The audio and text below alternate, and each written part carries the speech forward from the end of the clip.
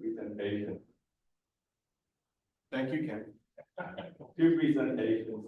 The first one here by Richard McConnell, Devon Sudo, Emian Wasmo, Kenneth Long, Angus Fletcher, and Morgan Constable. Narrative Path to Creativity. The second one will be by Alex Smith and myself on instant feedback. We start first with yours. Okay, well, good morning. I think we're any moment now, Devin will be coming up, so I'll just keep my eyes peeled for when she shows up. I think dropping her kid off, so she'll be here directly. So the question here that we pose is, can creativity be assessed? And the answer, of course, from us and our belief is yes. And that's really what we're going to talk about today. That's captured in the research report, Narrative Paths to Creativity, Evaluating Human and AI Contributions. And so I was, oh, good, there's Devin. Okay, great. Devin's here. Yay. Okay. So, again, that's going to be the three of us kind of tag teaming this today. I'll give some background and some depth and some context to what we did here. And then I'll let Devin and Ken kind of go through, because what Devin and Ken did was sort of an interesting collaboration that took human assessments of creativity using something called the consensual assessment technique, and then building AI personas that approximate human judgment on what creativity looks like. And we'll talk about that. First off, a little background. This is a journey on studying creativity that we've been on for a while. Angus Fletcher wrote the article there in the Annals of the New York Academy of Sciences in 2022, looking at a difference between narrative cognition versus divergent thinking. Improving creative thinking through narrative practice was in 2023 here at ABSE on the 50th anniversary. That was an experiment we did at Fort Leavenworth. We basically had a 2-hour experimental lesson that we used on our students. We had a test group and a control. Test group got to do the 2-hour lesson. The control did a legacy lesson that basically discussed the concepts of creativity. And the test group outperformed the control, equivalent to a standard deviation. So a statistically significant shift in creativity. And then last year, my colleagues, some of whom are not here, Jennifer Petrie-Wyman, Ian Mercer, and Adam Knatvich, Angus Fletcher again at OSU, we did improving creative thinking through gameplay. Okay, so I was looking at 3 specific games. And then more recently, in December of 2024, we did an article in Military Review's online exclusive entitled From Research to Reality, Cultivating VUCA-Resistant Thinking in CGSC. VUCA, for those of you who are not familiar with it, volatility, uncertainty, complexity, and ambiguity. And I know Ken will build on that when he's in his portion of this discussion.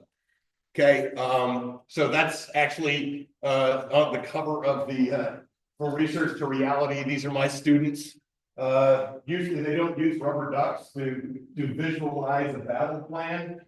In this case, I think they were being a little bit humorous as they were doing it. But there is this concern in the military circles: how do we parse the difference between art and science? Science is something that we tend to emphasize. However, operational art is something that's extremely important. Usually, is the difference between victory and defeat for us.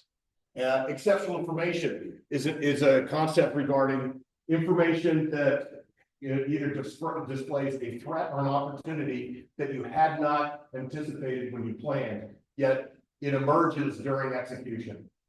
And so that's something we're also looking at. And then, how do we use creativity to imagine what's unexpected so that we don't get surprised by our opponents so much? And so that's really what creativity is, something we're trying to build. And I will make this presentation available to all of you. Some of these links. So that's the link to the actual article on the top. And then down here below is a link to a video that Ken created called Shifting to Decision Adaptation Mindset. It's on YouTube, but we'll make these links available to you. And then, so this is what happened last academic year. We were directed to add these 6 hours of creativity curriculum to our initial instruction.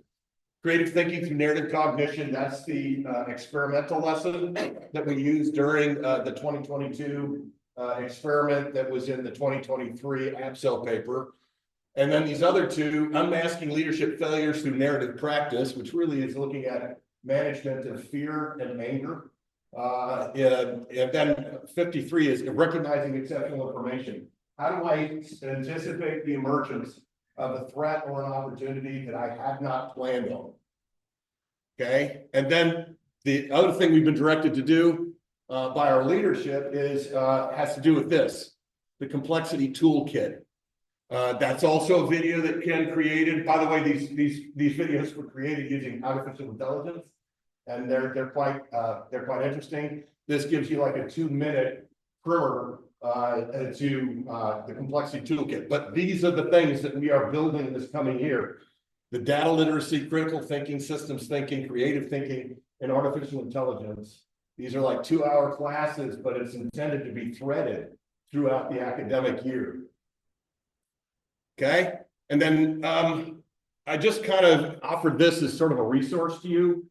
It's in the note pages as a whole, completely builds this out, and there's links to some good articles because I think all of us know that the world is changing rapidly, and we're going to have to change with it. I think there's 2 truths that we have to accept.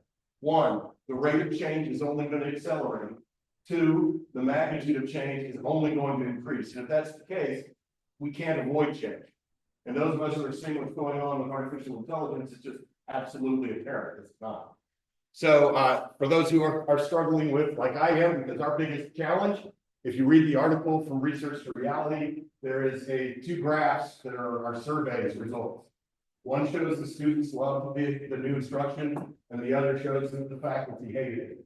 And so this is one of our biggest obstacles, is to try to overcome a reluctance to teach creativity, because there are some people that believe that it's, well, first of all, they believe they're not creative, which I don't believe is true. I think we're a lot more creative than we give ourselves credit for. And 2, in the military, we have to be creative. Otherwise, if we can't adapt, we will not succeed. And you're seeing that in Ukraine right now. Okay. All right. I'm going to hand this over to Devin and let her talk about this. Devin, off to you.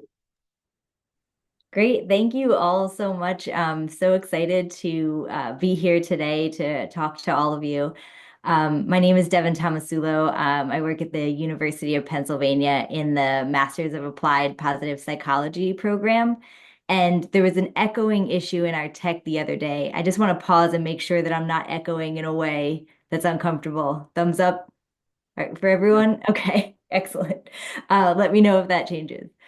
So this has been a really engaging and interesting project, not just because Rich and Ken are excellent collaborators, but also because for me, I have a extensive background in large-scale assessment development, and then I've now been deeply studying skills like creativity. So the question of how do we and can we measure creativity in a large scale way is a really exciting one for me to be able to think about. So there's really 2 lenses through which we approached this technique. The first is in terms of integrating it with the curriculum that was presented. So Dr. Fletcher's foundational work, and then how Rich adapted it into the classroom.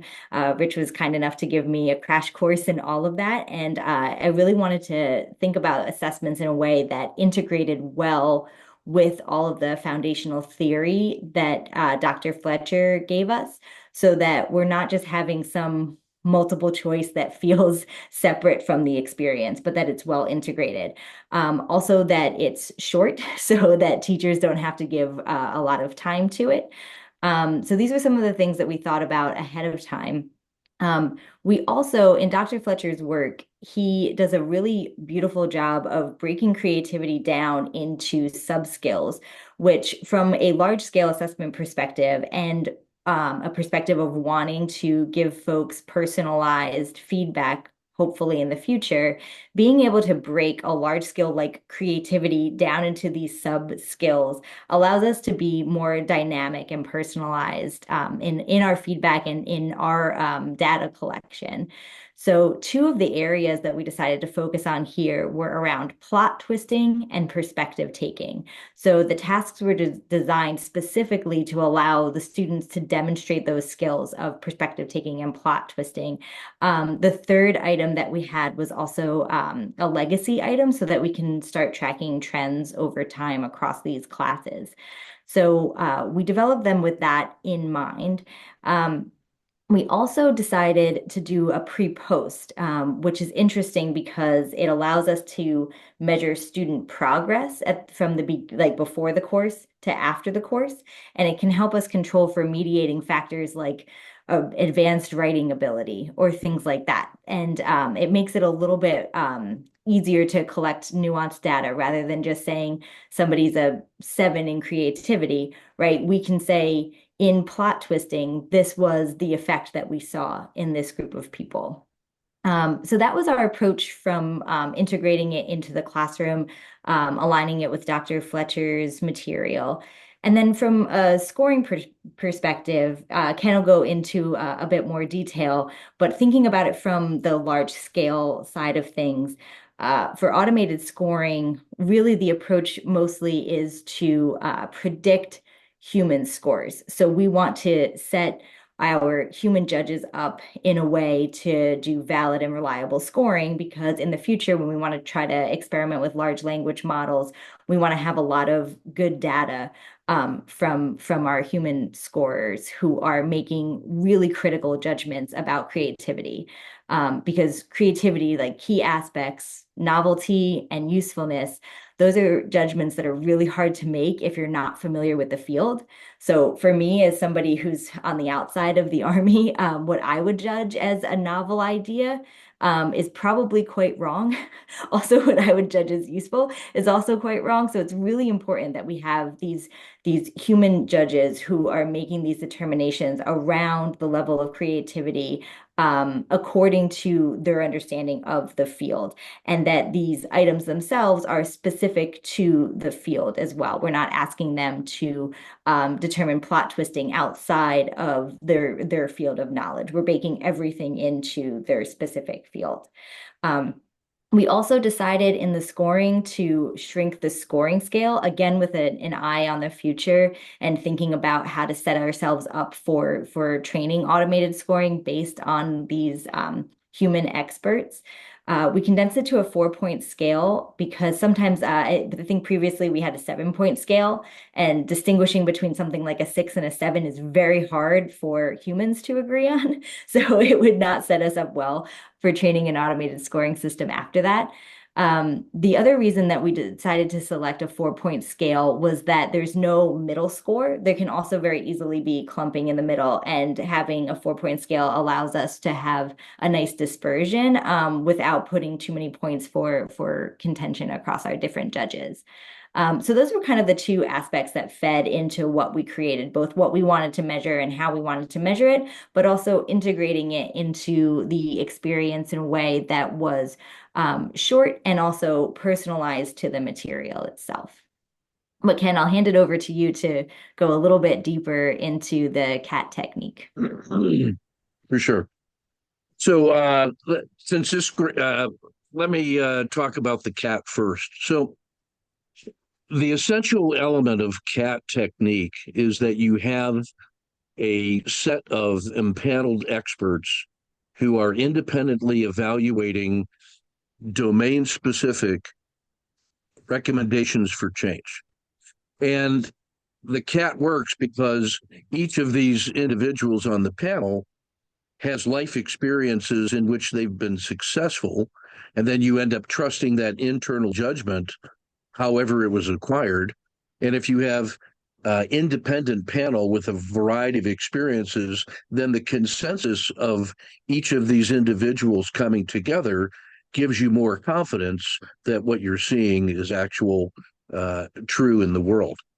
You could think of it as like the wisdom of crowds approach, except that you're using a narrowly constrained discipline And so instead of a crowd, you have a team of independent evaluators that are excellent. That's the strength, but also the limitation, because human factors will tell you that you can only evaluate with a fresh mind so many times. So when we did the first pilot program, we had about 300 students making two recommendations, each of which was a paragraph long. So every board member was evaluating 600 paragraphs to determine how creative they felt that was. So you can only do so many of those. Then when we scaled this up, we're now talking about 1,000 students, and we had 3 free prompts and 3 post-treatment prompts. So now you're talking 6 times 1,000.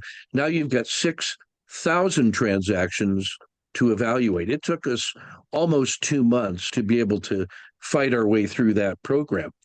So the strength is also the limitation. If you want to change the world in this way, then you've got to solve the problem of scale and leverage. The investment of the human team in those 2 sets of human generated scores now gives us an amazing training database for all future iterations of AI as grading. So in a separate effort that we did, we were able to generate 4 or 5 very different, unique AI judge banks that could then rapidly evaluate. And in less than a day, I could evaluate with AI what took me 2 months and a team of experts to do. And when we got very consistent results. I want to add something about the 4-point scale, which was genius. If it hadn't been the 4-point scale, I would have just quit. What we discovered on the 4-point scale, it connects very nicely to the diffusion of innovation curve, which was one of the tools that we used to train one version of the AI so that its judgment would sort of conform to a well-known distribution of how creativity manifests in a human population. What we generally found as our guidance, the only guidance that we gave the human judges were that a score of 1 meant you were kind of disappointed and a little sad at what the student had offered, like, that's it, well, thanks for playing. A 2 was considered to be pretty good, what you would expect, well done, get back to work. A 3 became a noticeable creative spark that you said, that is pretty good, and I think we could probably use that right away. It turned out that category 4 had the widest divergence among the faculty that were judging, because we said, this thing is so unusual that I'm not sure if this guy is crazy or crazy like a fox. And it just so happens that when you have large organizations that are in competition, the search for novelty is the only place where you can find a strategic competitive advantage. So something that's in category 4 is something that needs much further investigation to discover if there's any fire in that smoke. It may not, but it's far enough off the beaten path that there just might be something truly transformative.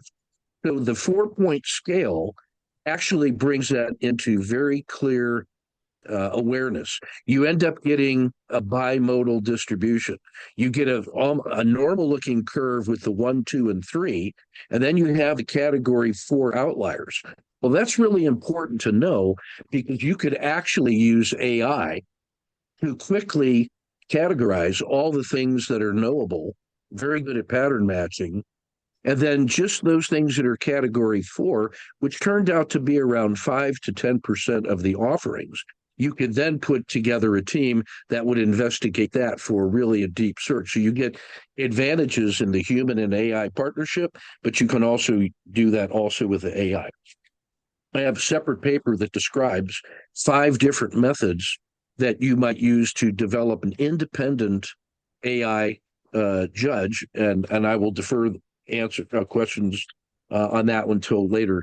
So I'm going to go forward to the complexity toolkit slide, if we might, and just to show you where we are in our current thinking. So it is our contention, and there's a lot of consensus in the literature, that the state of nature that you find yourself in should drive a choice on which strategy to apply to solve the problem that you think is out there. So on the northwest corner, you see the Cynefin framework. A fellow Welshman put that together. Thanks a lot. We had to buy a vowel to make it pronounceable. So Dave Snowden puts together 5 states of nature. On the east side of that, lower right, when everything is clear, you should just do what's right. If it's complicated, you can understand it and then apply a technique and execute mechanically. When you go to the west side of that diagram, however, nature is not complying with you. If it's complex, you may not even be able to compute the solution, so you must use artful judgment. If it's true chaos, then what you have is a unique, one-off state of nature in which it's so sensitive to the start position and the interplay of complexity that you cannot predict the outcome, much like turbulence. It follows the laws of nature, but you can't know what the deterministic future is like. And then in the middle is the state of confusion, which is my zip code. And in the state of confusion, it's not really clear which one of those 4 categories you're in or that you're transitioning to.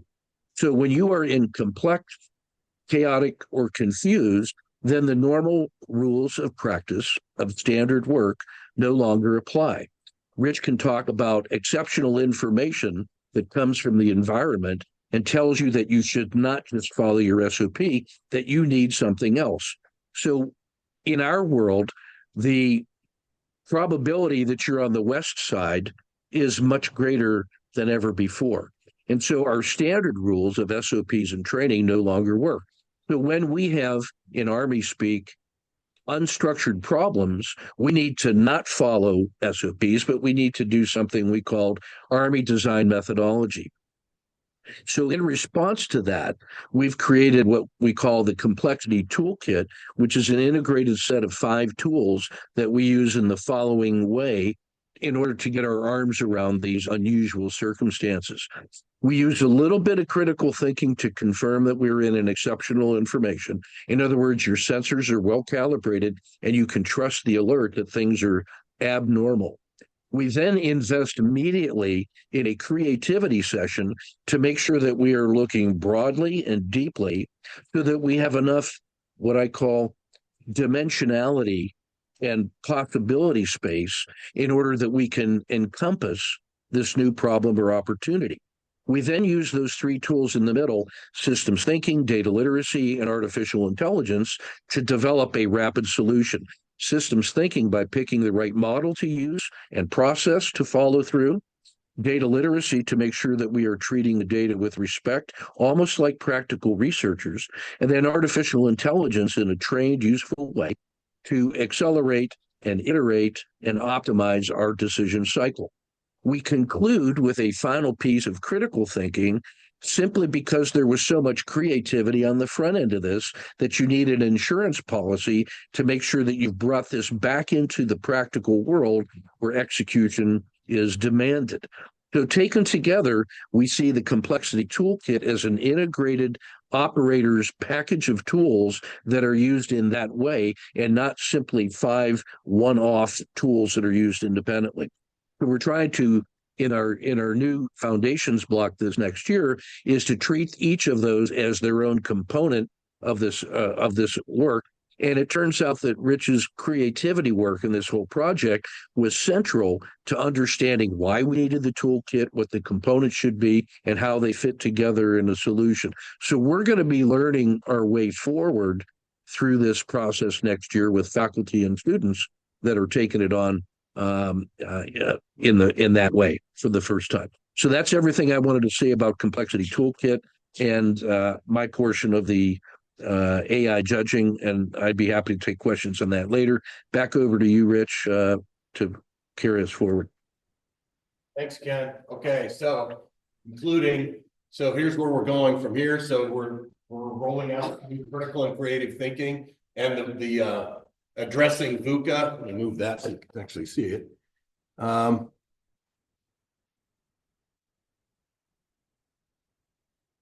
we go. Okay, investigating human AI collaboration in an educational context. Hopefully, at some point, we'll be able to give near real-time feedback to people on their creativity levels. And then the complexity toolkit is what we're going to be doing this year. That's our contact information. Again, I'll make sure we can get these slides out to you guys. What questions does anybody have?